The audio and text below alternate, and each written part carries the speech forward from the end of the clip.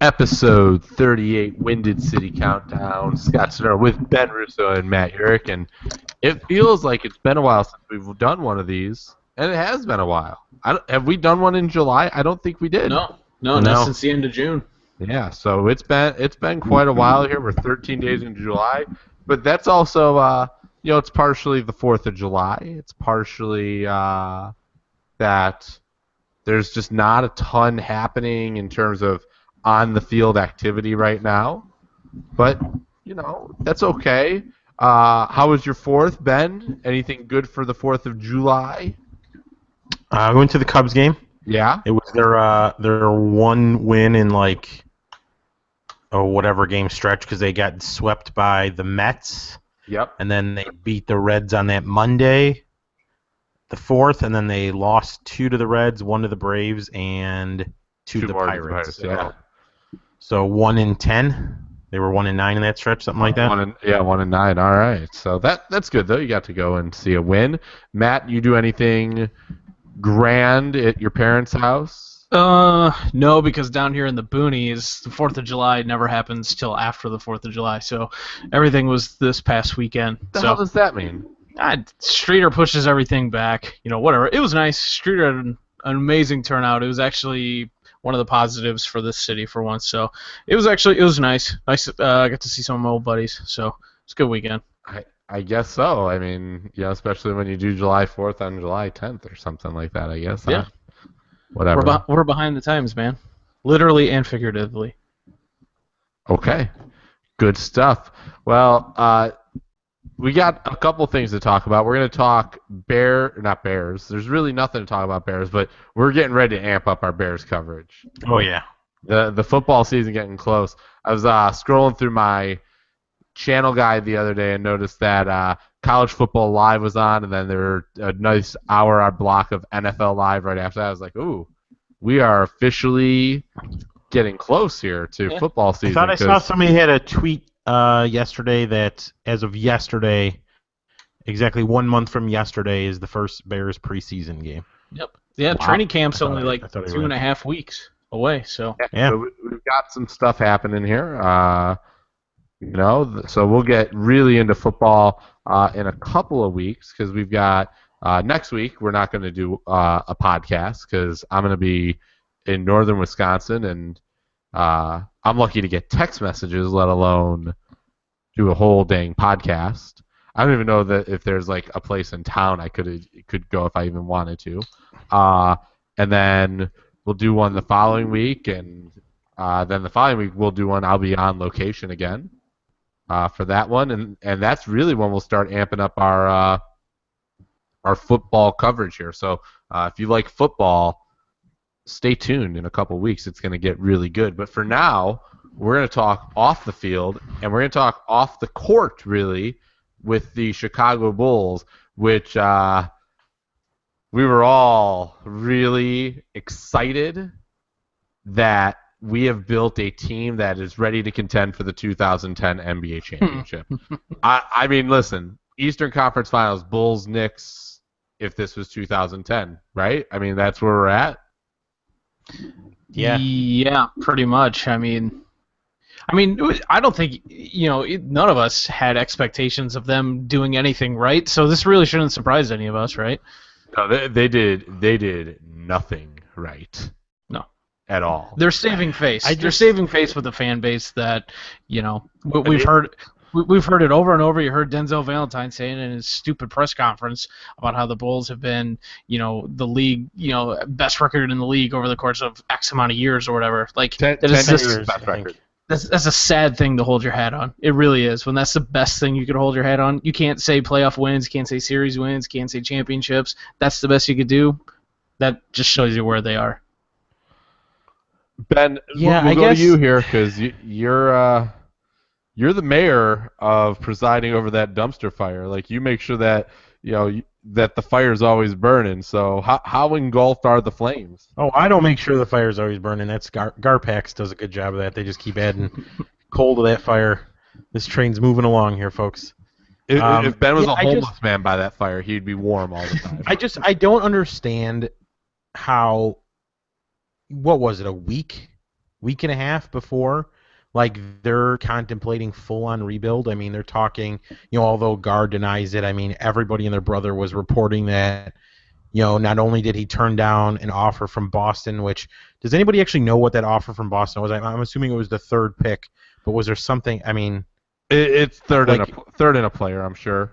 Yeah, I know it was reported that the trade with Minnesota, while I think the Bulls were demanding Levine and the 5, which would have been Chris Dunn, but Minnesota offered Ricky Rubio in the 5, which I don't understand how you go from 10 days prior contemplating full rebuild to then just being like, oh, fuck it, let's go get Rajon Rondo and Dwayne Wade, and we're going to make a real big charge for that 4 or 5 seed. That just shows you that they literally did not have a plan. They had no idea what they wanted to do until the fact came up that, hey, we can get Dwayne Wade. And I think a lot of people have said it where, the Dwayne Wade signing was something I think everybody kind of brought up as not a real possibility until basically the day of or the day before. I think, it was pretty widely reported that, well, Wade's going to go back, and then all of a sudden it was, oh, Wade's serious that he wants out of Miami, and I think everybody and their brother was like, okay, who's he using for leverage this time? And then it just, I mean, you saw how quick it was with Woj, where it was like, okay, Bulls are serious, they might get him. Okay, Bulls are now trying to trade 2 pieces to get Dwayne Wade, and then, within an hour later it was, oh, Dwayne Wade signs with the Bulls. So I think that happened fast, but again, it's just what direction are you going? I mean, sure, maybe you're going to be a competitive team this year, maybe you'll be a competitive team next year, but then what? Then you're right back to where we're at right now, where are you sure they're off season. Are you sure they're going to be competitive this year? They're going to make the playoffs. I mean, that's what I mean by Oh yeah, absolutely. Oh, I'm with Ben on this. They will. Why? Absolutely, they'll make the play. Why wouldn't they? Who's name me 8 better teams in the East? Well, okay, here's a better question. Are they better than the team that they put on the court last year? When Dwayne Wade's knee needs to rest every other night in the middle of the season, and Rajon Rondo is throwing Fred Hoiberg on the bus, and Robin Lopez is playing. Wait, it's not Brooke? Yes, when Robin Lopez is playing basketball like Robin Lopez. But here's my thing: is that Robin Lopez is better than anybody. Obviously, Pau Gasol, for all the crap we give him, he was still good. But Robin Lopez is going to be there. They didn't have Noah last year. They lost Butler for an extended amount of time. So, I mean, yeah, obviously, if there's injuries, who knows? But did they really lose? I didn't think Butler was out that many games last year. He was out a handful. Enough to. But I mean, and then they lost Taj for a while. They didn't have their glue guy, Mike Dunleavy Jr., essentially the entire season. So I mean, they did have a lot of injuries last year, and it was still a dumpster fire. I think at this point you're banking on just the overall talent. And yeah, I do expect Dwayne Wade's going to play 55, 60 games tops. Mm-hmm. And whether that's planned or injury, I think that's what you're going to get out of him. Call me crazy. I like Rajon Rondo. He's kind of a head case, but I've always kind of liked his game. I know defensively he hasn't been the same. I'm curious to see how it's going to work with him, Wade, and Butler on the court together because, now you're moving Butler to the 3, so, we'll see how that works. I mean, I'm confused with what lineup they're going to put together and how it's all going to work, but I think at the end of the day they're a playoff team in that Eastern Conference either way. All right, so they were 42-40 last year. Cleveland's in. Toronto's in. Indiana, Boston, Miami. I don't think Miami at this point. Could Miami? I mean, depend. I feel like that's dependent on Chris Bosh.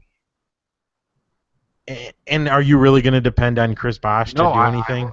So you're competing with Miami, Atlanta. Probably.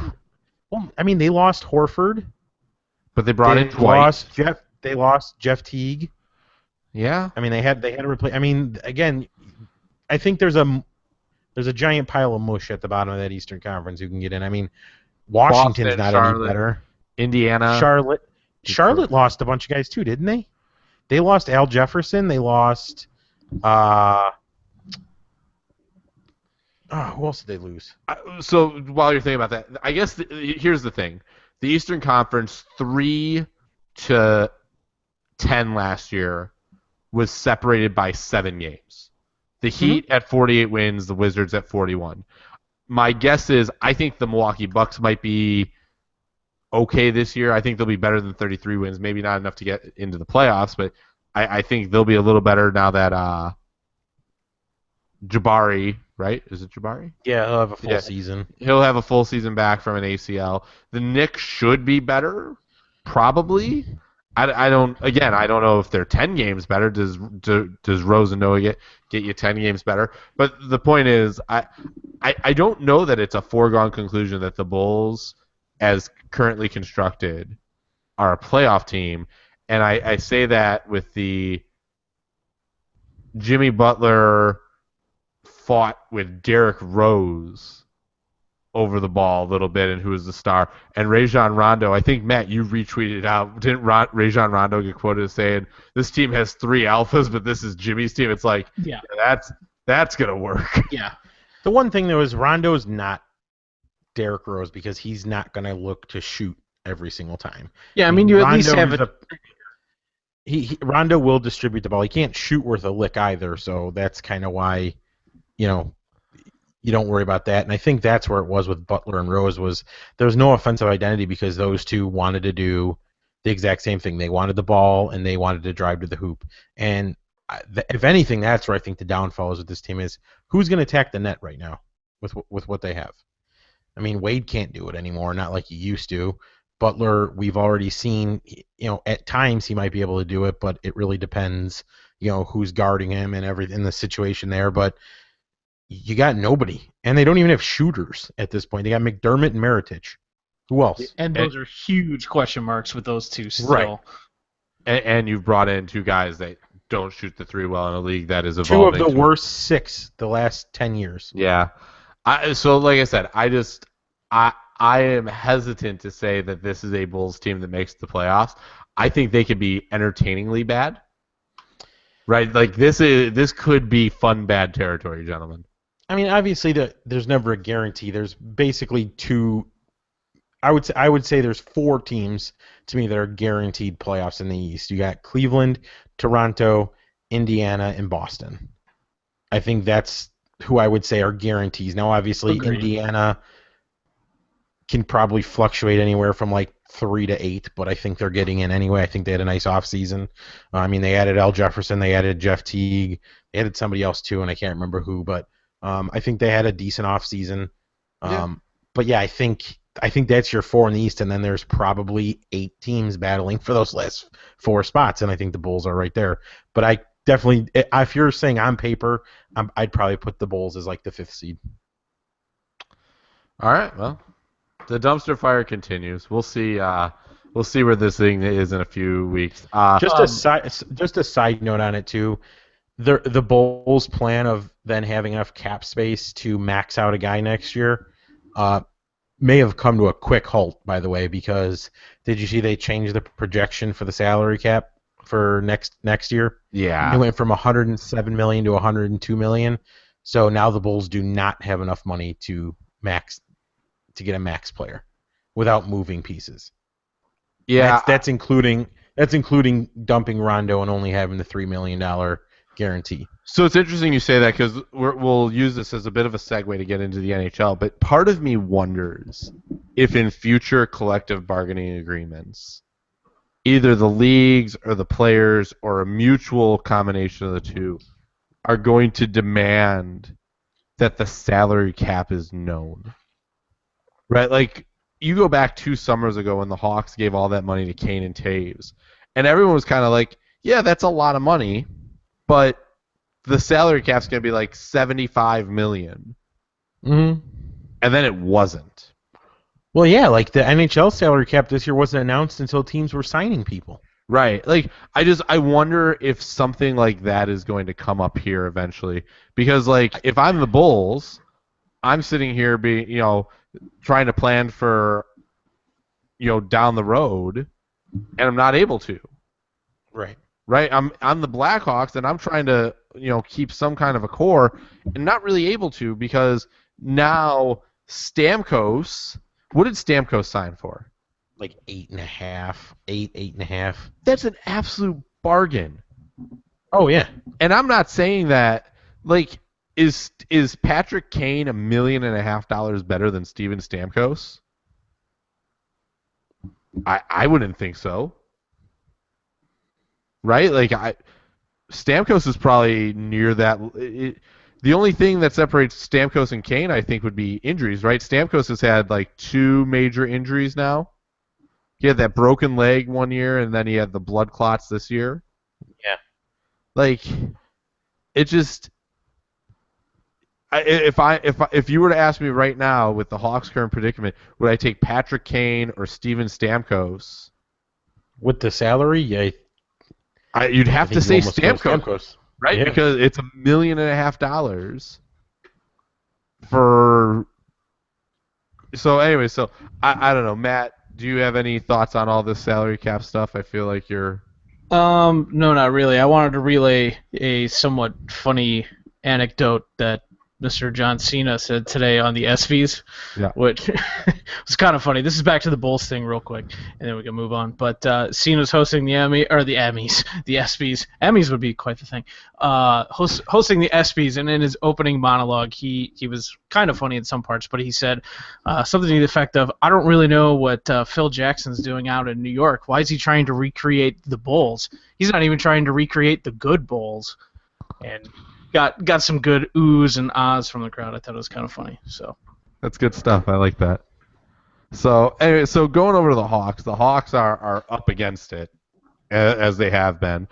They made the trade that none of us wanted them to make, which was packaging Teravainen with Bickle to get him out of town and clear some space, which I really hate because you had Teravainen under pretty reasonable control for at least 2 more seasons, I feel like. This season and then the next season. And for this year, you could have rolled with Teravainen instead of trading him to just move Bickle when you could have. Yeah, but I wonder if. I mean, obviously, it comes down to the fact that you probably had to move Bickle. If you really wanted to move Bickle, you probably had to do it by including a young player. I think, I think I said this before, to you guys in Texas, that if this gets us Campbell, I feel a little better about it, which it did. And then we also signed Nick, and it got us Schmaltzy. So we got Schmaltz coming in. I expect him to make the team. He's gonna have to. Somebody's gonna have to. Some young kids are gonna have to make the team. So. Now, there's also rumors of that the Hobie Baker winner, Jimmy Vesey.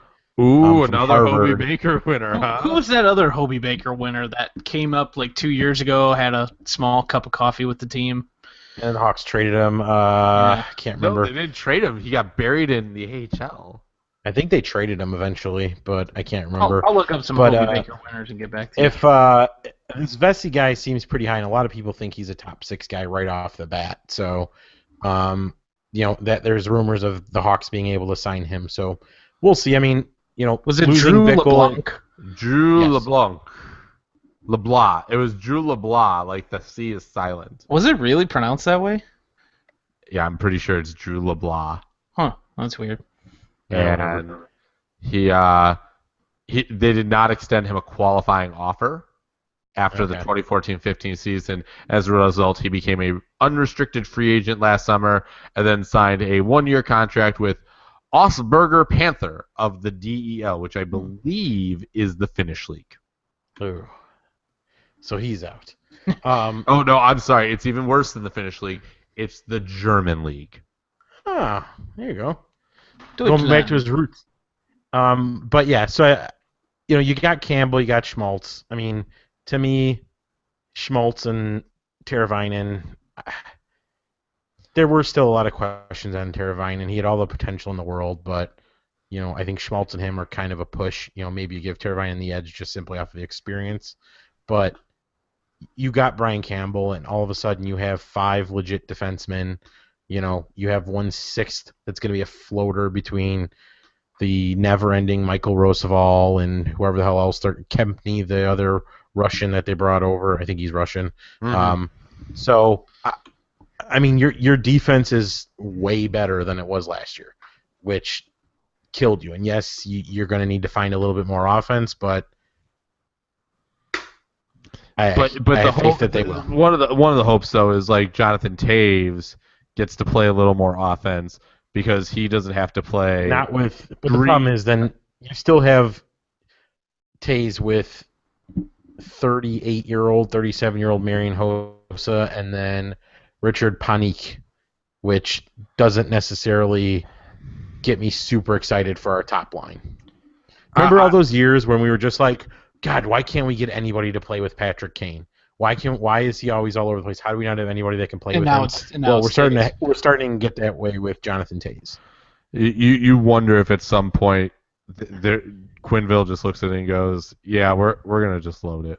I mean, think of some of the garbage they put on that line with him over the years. And garbage isn't the right word, but I mean, like the last couple of years. I mean, putting. But what are you gonna do? You can't put Kane and Panarin with Taves. No, I mean, you would legitimately have one line. Yeah, I mean, I understand the that'd need be to some spread one. things That'd out, be some one line though. I'll tell you that. I mean, but then you take any. I mean, look at all these great defensive teams. I mean, Nashville can throw their Subban line out there now and would shut those guys down. I mean, my God. You know what line I miss? I can't. I miss Taves, Hossa, Saad line. That was beautiful, wasn't it? Mm-hmm. It just the Hawks are unfortunately such a victim of the salary cap, and the NHL just not like this. This is the downside of the salary cap, right? Like, it creates parity, right? Because if the Hawks were able to just keep this thing together, this entire time, right, and money wasn't an issue. See, to me, this is where I think, and I wanted to bring it up when we were talking about the NBA, with the NBA and the NHL. NHL has the hard salary cap. Yes. I mean, it's $73 million you can't go above. The NBA doesn't. The NBA has their salary cap, meaning you can't sign guys, that are actual free agents. But you can sign your own. It needs to be flip-flop. The NHL needs to be able to have that, and the NBA needs a hard cap. Right. Like you shouldn't be able to do what Golden State's doing at this point, where they're going to be able to. They get Durant because their salaries are low enough at this point, but now they're going to be able to give all these guys these massive extensions and keep this team together, even though they're going to be exceeding the salary cap by tens of millions of dollars every year.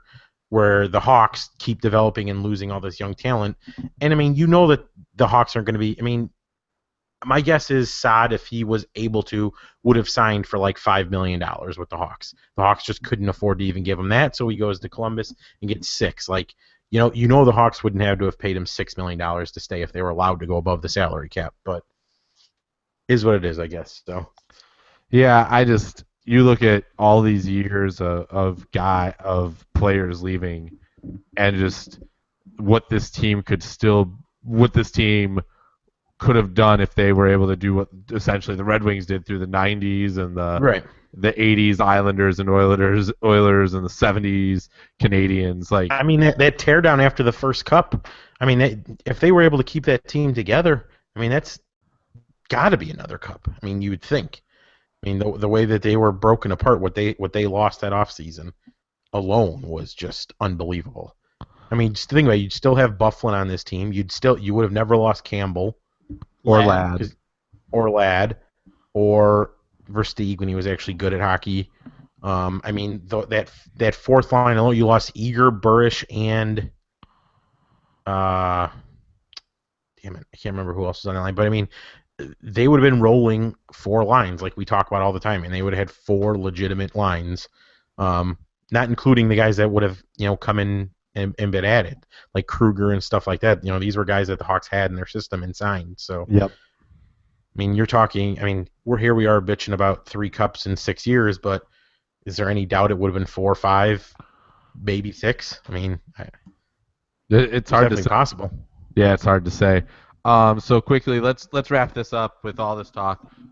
Durant does go to OKC, or leaves OKC to go to Golden State, and damn, I mean that team. I mean, they should be the ones to beat, right? I mean, is it? Well, I mean, this would be the most disappointing team, barring injury. We always have to say that, of course. But this would be the most disappointing team to not win if they don't win. Because essentially the Warriors took the lineup they had and they've replaced Harrison Barnes with Kevin Durant, which is pretty nice. Yeah. Did Harrison Barnes ever sign with anyone? Yeah, he got. Yeah, he got that huge. Yeah. He got the max with Dallas, which is just disgusting to think. Like Kevin Durant and Harrison Barnes, free agents in the same year, got paid the same exact amount of money. Yeah. And Kevin Durant is Kevin Durant, and Harrison Barnes is still missing threes on the wing.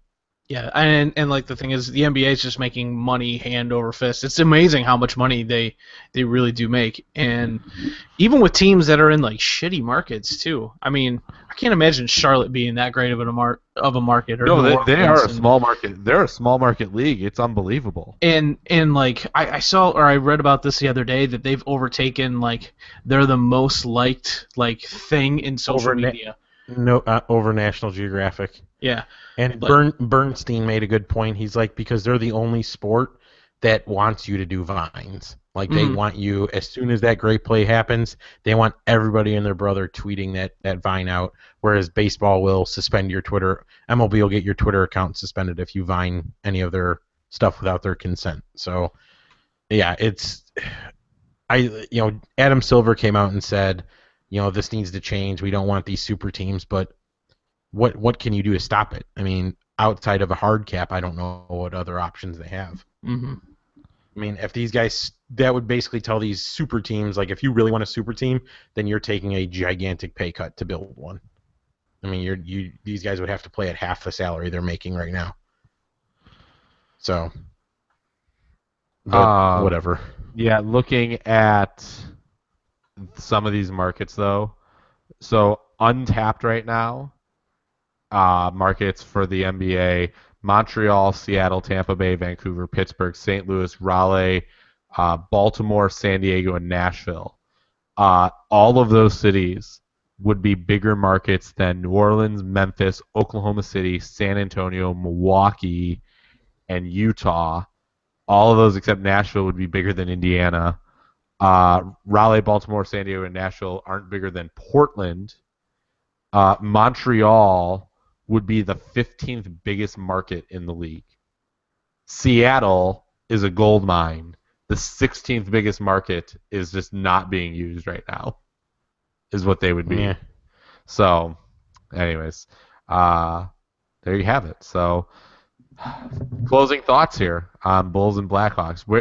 Bulls, let's do some predictions that we'll never go back to. The Bulls, they're ranking 1 to 16 in the Eastern Conference. Ben? I'm going to stick with 5. Matt? 6. I'm going to go 9. And they're going to talk about how close they were again, and that they're just a couple pieces away, and we're all going to sit here and roll our eyes again at the same time. Who did I say they were going to get? Zach Randolph. That was my prediction next offseason. I said they would max out Zach Randolph. You know what would be really disappointing? They're going to go for Curry. They're going to go for Durant again. All these, Russell Westbrook, and they're going to end up with 35-year-old Zach Randolph. Sounds about right. You know what I'd love to know now that the Bulls traded like Derrick Rose and Joakim Noah and stuff? I'm really curious if either of those names came up in the Boogie Cousins potential trade back in February. Because I'd really love to know, did the Bulls have a legit opportunity to grab Boogie Cousins and just not get him?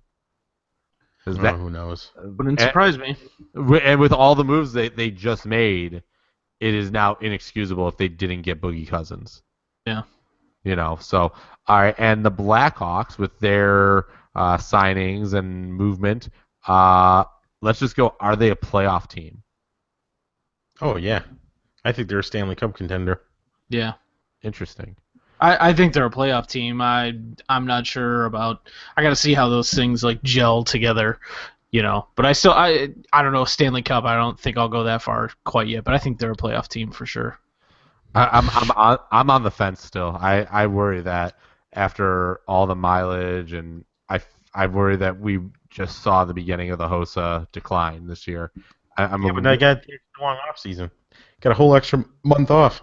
That's true. So we'll see what happens. So, all right. Well, so for Ben Russo and Matt Yerrick, I'm Scott Sterling. We're going to have this posted tonight. We're also going to have another podcast posted later tonight where we're going to do a preview of the second half of the baseball season. So if you're looking for some Cubs or White Sox talk, that'll be in the other podcast that I put up tonight for us.